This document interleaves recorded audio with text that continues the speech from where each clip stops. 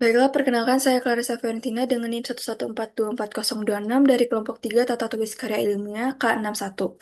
Di sini saya akan mempresentasikan hasil diskusi kelompok kami mengenai tugas besar yang berjudul Analisis Peran Mikroorganisme dalam Mempercepat Proses Pengomposan Sampah Organik Rumah Tangga.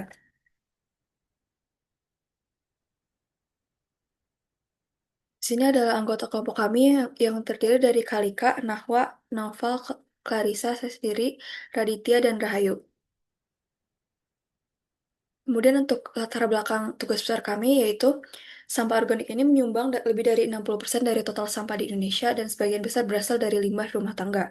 Dan jika tidak dikelola dapat menyebabkan pencemaran lingkungan, emisi gas rumah kaca, dan risiko kesehatan. Kemudian pengomposan itu merupakan metode pengelolaan limbah yang ramah lingkungan dengan memanfaatkan mikroorganisme untuk mengubah bahan organik menjadi kompos penutrisi.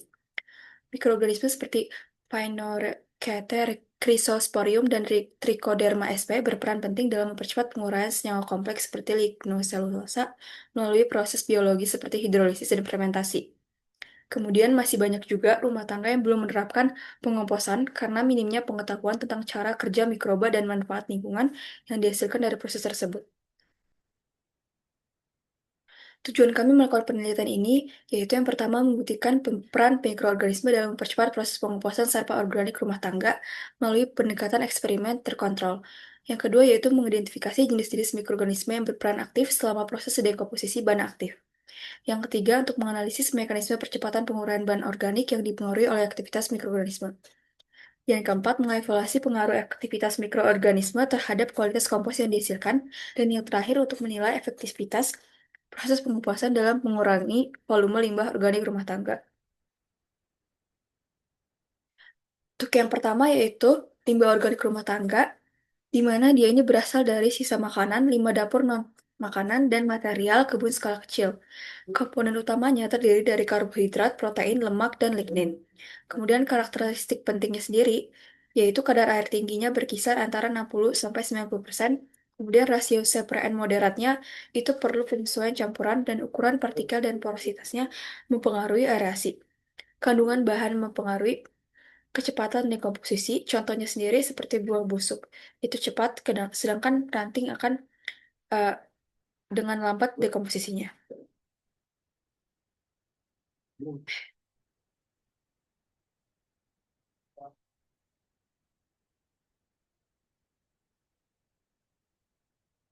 Untuk selanjutnya itu proses pengomposan limbah organik. Pada awalnya itu terjadi proses mesofilik awal yang berkisar antara 20-40 derajat Celcius, di mana pada proses ini itu aktivitas mikroba menghasilkan panas sehingga suhu tubuhnya pun meningkat. Proses ini berlangsung cepat dan penting untuk memulai pengurangan. Kemudian setelah itu terjadi proses termofilik di mana terjadi pada suhu 40-70 derajat Celcius. Suhu tingginya itu membantu mempercepat dekomposisi dan membunuh patogen, biji gulma, serta larva serangga. Fase ini tuh bisa berlangsung beberapa hari hingga minggu tergantung pada bahan dan aerasi. Untuk proses terakhir yang terjadi yaitu pematangan, di mana pada proses ini terjadilah proses umifikasi, di mana kompos mengalami stabilisasi biologis dan menjadi tidak berbau menyengat. Pada akhir fase ini, kompos itu akan siap digunakan.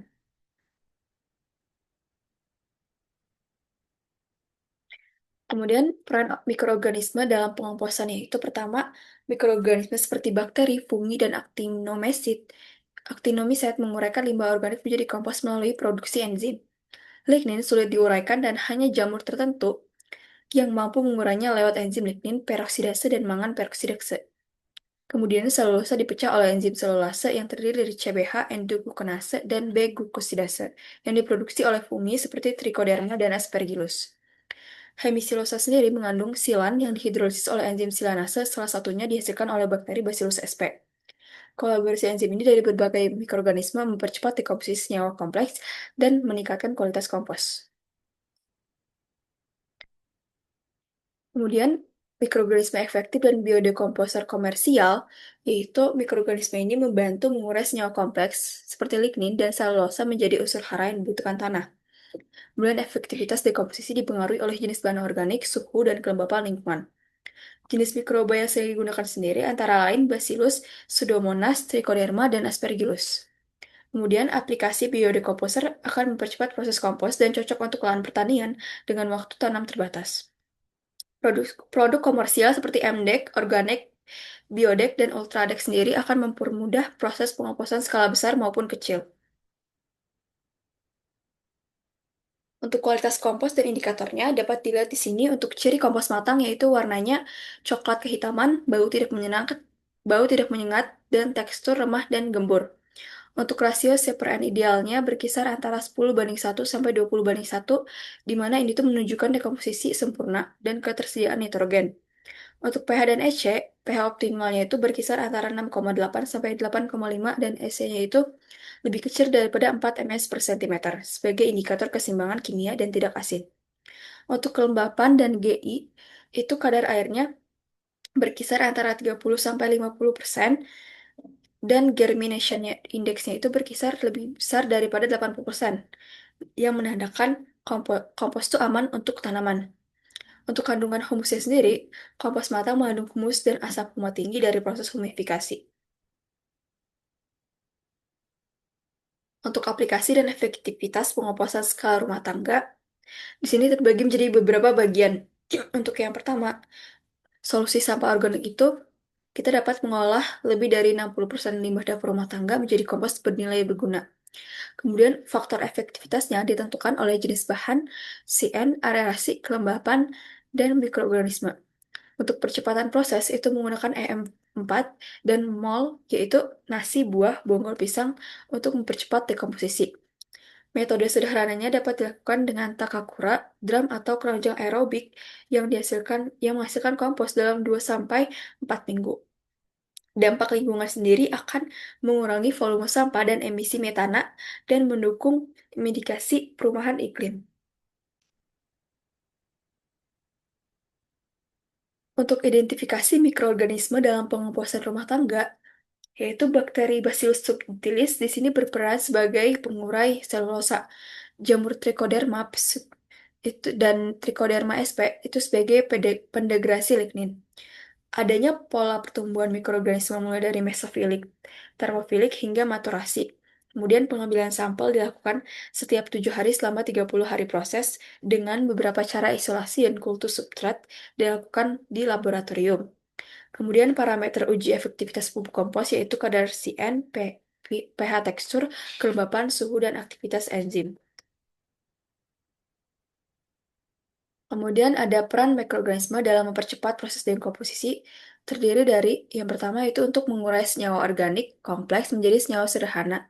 Kemudian untuk menghasilkan panas, CO2, dan senyawa asam asetat. Selanjutnya untuk menghasilkan enzim untuk mempercepat pemecahan struktur tanaman, menurunkan rasio CN dengan cepat yang menunjukkan aktivitas dekomposisi efektif, membantu mengubah sisa organik menjadi humus yang menyuburkan tanah, dan membantu mengubah nutrien organik menjadi bentuk yang lebih mudah diserap tanaman, seperti nitrogen dalam bentuk nitrat ataupun amonium. Untuk mekanisme percepatan penguraian oleh mikroorganisme terdiri dari beberapa fase. Yang pertama yaitu mesofilik, termofilik, dan maturasi atau pendinginan. Dan dua mekanisme rapid compostingnya terdiri dari high temperature atau promoting maturation dan microbial driving mechanism. Selanjutnya untuk evaluasi kualitas kompos yang dihasilkan, yaitu dapat eh, diketahui bahwa kompos matang itu berwarna gelap dan pH-nya netral hingga alkalis. Untuk nilai konduktivitas listriknya itu rendah dan rasio CN-nya juga rendah, yaitu di bawah 18. Untuk indeks perkecambahannya juga eh, di atas 80% dan tinggi kandungan humus dan asam humat, aman dan bermanfaat bagi tanaman dan tanah. Kemudian efektivitas pengomposan terhadap penguraian volume limbah yaitu yang pertama, pengomposan rumah tangga ini terbukti mampu mengurangi volume limbah organik hingga 80% dari volume awal, baik pada sistem terbuka maupun tertutup. Kemudian program pengomposan di berbagai negara menunjukkan rata-rata pengolahan sekitar 380 kilo limbah organik per rumah tangga per tahun atau sekitar 126 kilo per orang. Vermicomposting ini juga tidak hanya menurunkan massa padatan hingga 45,9%, tetapi juga menghasilkan biomasa cacing dan kompos yang stabil secara kimia dan fisik. Selain untuk menekan volume, pengoplosan ini juga berperan dalam mengurangi emisi gas rumah kaca, terutama metana yang dihasilkan dari pembusukan limbah organik di TPA. Kemudian dalam waktu 2-3 bulan, pengoplosan ini akan menghasilkan kompos berkualitas tinggi, sekaligus mengurangi ketergantungan pada tempat pembuangan akhir dan mendukung pertanian berkelanjutan.